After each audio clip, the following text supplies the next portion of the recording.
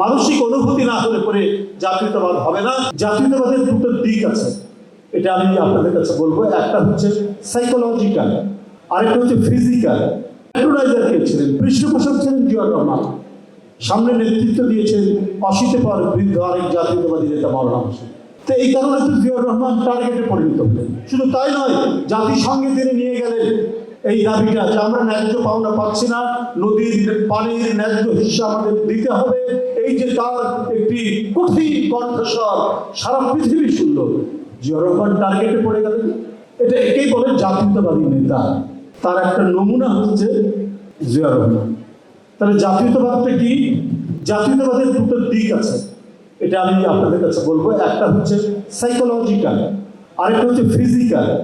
ফিজিক্যালটা ভৌত, আবার ভূগোল থাকবে, আবার ইতিহাস থাকবে, আবার জনসমষ্টি থাকবে, আবার ভাষা থাকবে, আমার সংস্কৃতি থাকবে, আমার পাহাড় থাকবে, আমার পাখি থাকবে, আমার নদী থাকবে, সব কিছু থাকবে। এটা ভৌত। কিন্তু আমার যদি অনুভূতি না থাকে তাহলে তো জাতীয়তাবাদ হলো না।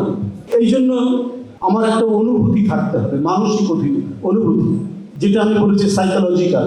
এই মানসিক অনুভূতিটাই আমাকে ভাষা, সংস্কৃতি, কৃষ্টি, ভূগোল, পাহাড়, নদী, পাখি, প্রাণী, বন জঙ্গল সবকে ঐক্যবদ্ধ করে যে আমি এই এলাকার মানুষ, আমার এই পাহাড় আছে, আমার বঙ্গোপসাগর আছে, আমার সুন্দরবন আছে, আমার দোয়েল পাখি আছে, আমার ব্রহ্মপুত্র আছে, আমার পদ্মা, মেঘনা, যমুনা আছে।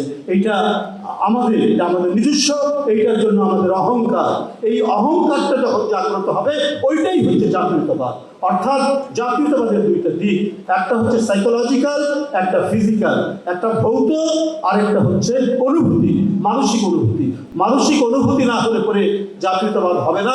আমার সব থাকবে, আমার বাড়ি আছে, ঘর আছে, টেলিভিশন আছে, ফ্রিজ আছে, আমার সব আছে, কিন্তু আমার অনুভূতি নাই।